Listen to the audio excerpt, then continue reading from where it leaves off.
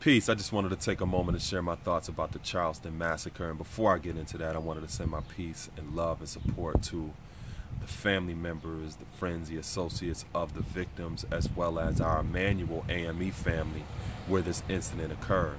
For those of you who are not familiar with it, just Google Charleston Massacre and you'll find out that a 21-year-old white male by the name of Dylann Storm Roof walked into a Wednesday night Bible study, sat through a good portion of the Bible study, about an hour, and then stood up and opened fire and murdered 9 people in cold blood, one of the victims being a state senator by the name of Pinckney. So I just wanted to share my thoughts around that and to willfully give those of you a little bit more insight into some of the things that you need to pay attention to and what you can actually do in regards to this incident. One of the first things I think that's important is to be mindful of the keywords and hashtags associated with incidences of violence like this that are being put in the national media. I spoke about it before in my video about social economic engineering, and for those of you that want more clarity on it, I would encourage you to go back and check out that video. One of the things that I've been seeing is the one victim that has been catapulted into the national media is obviously the state senator Pinckney, but one of the things that the national media has been doing is using the primary title pastor or preacher as opposed to senator. Now, although he was the pastor of Emanuel AME Church, the national media is saying Pastor Pinckney, who was also a senator. What that does in a strategic way is minimizes and localizes this incident as isolated. It puts it within a local and regional context because they're primarily defining him as a pastor and a preacher, as opposed to a senator. Now, when you primarily define him as a senator, as a public official, now it recontextualizes this incident in a national narrative, whereas this becomes an American tragedy because this was a public official. And as an American tragedy, this puts it in the context of an act of domestic terrorism. So there are certain keywords and hashtags that need to be used for those of us who are sharing this story, who are talking about this story, who are commenting about this story. It needs to be defined in a national context, because if we're not primarily defining this victim, Senator Pinckney, as a senator and just say pastor or reverend, now we minimize it and we don't hold the larger society accountable and the government accountable for reconciliation in terms of this act of domestic terrorism and this American tragedy, because that is exactly what it is. So that's number one that I would encourage all of you to do. Be mindful of the keywords and the hashtags that are associated with this story, because it's important to put it within a national context. As more details begin to come out about the other victims in this incident, in this tragedy, it's important to likewise frame their lives within a national context. So, for example, if we find out that one of the women who were murdered was employed at Walmart, don't just say that she worked at Walmart.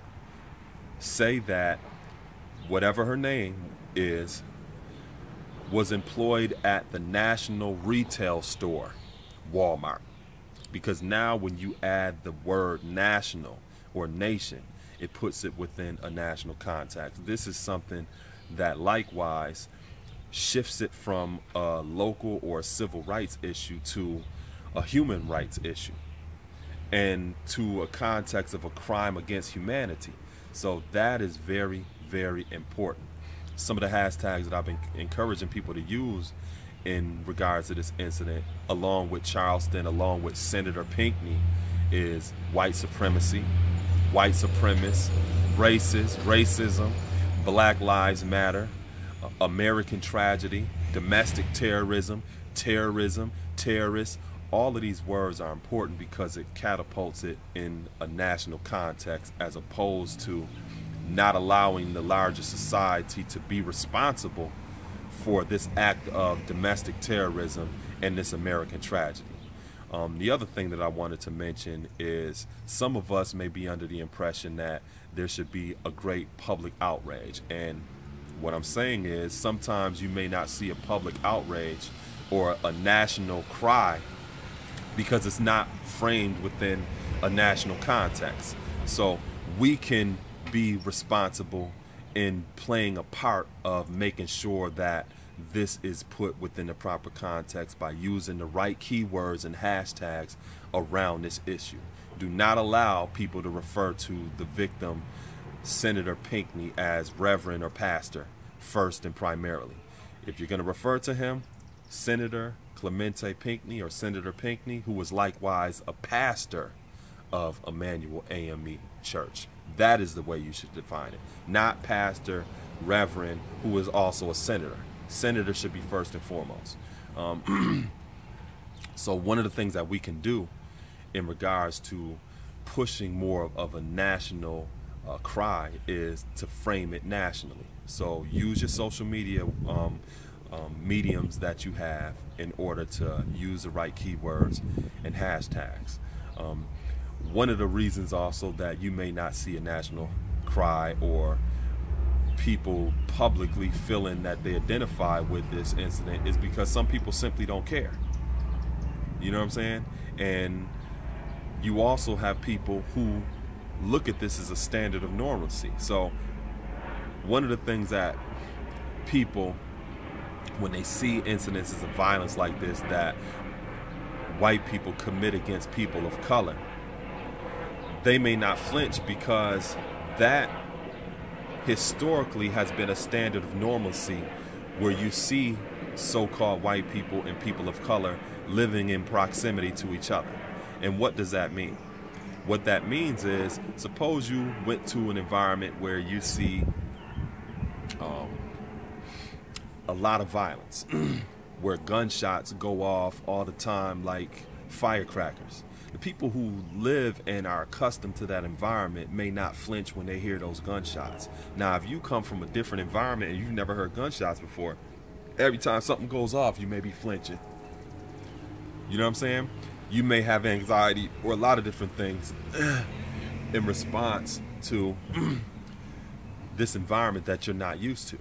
But for the people that live there, that is somewhat normal.